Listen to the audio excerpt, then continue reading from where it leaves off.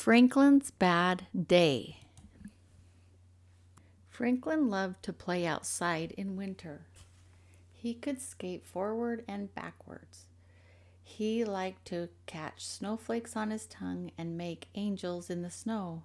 But today was different. Franklin was having a very bad day. It started in the morning. Franklin was grumpy when he woke up. "That's a grouchy face," teased his father. "Yes, it is," said Franklin. He crossed his arms and frowned. "Would you like a nice breakfast?" asked his mother. "No," said Franklin. His mother made breakfast anyway. Franklin stared out the window. Heavy gray clouds pushed across the sky. "It's even a bad day outside," grumbled Franklin. He picked at his food. For the rest of the morning, nothing went right. Franklin knocked over his juice and broke his favorite cup. He couldn't fix his marbles, and the last piece of his puzzle was missing. Franklin slammed a door and stomped his feet. "You seem awfully cranky," said his mother. "I am not," shouted Franklin. Just then, Bear knocked on the door. Franklin peeked out. "Do you want to make a snowman or ride on my sled?" asked Bear. Franklin sighed. "I don't want to do anything." "Please?" Bear said.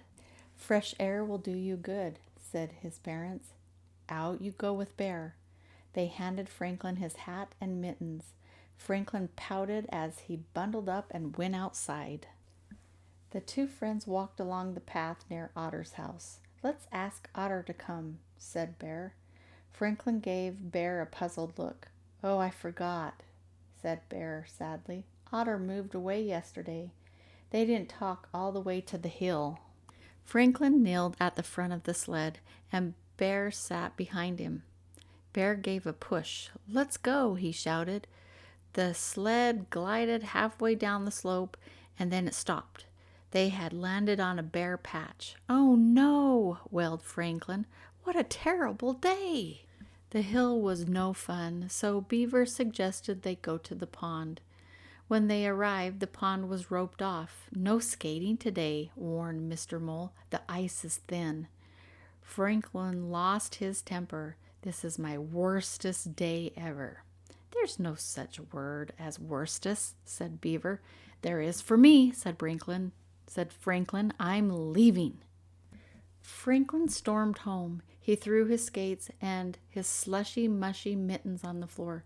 "Please pick up your things," said his mother. Franklin was sent to his room. Franklin was so furious that he kicked his castle. His father came running when he heard the crash. "What's going on in here?" Franklin lay on the floor and cried. "Don't worry," said his father. "You can build the castle again." "But I made that castle with Otter, and she's not here anymore," sobbed Franklin.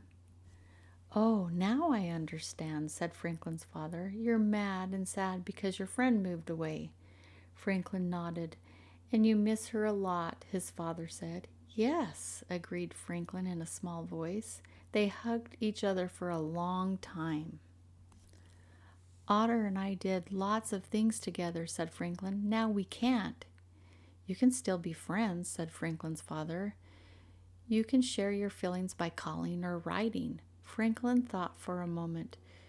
"Do we have a big envelope and some stamps?" he asked.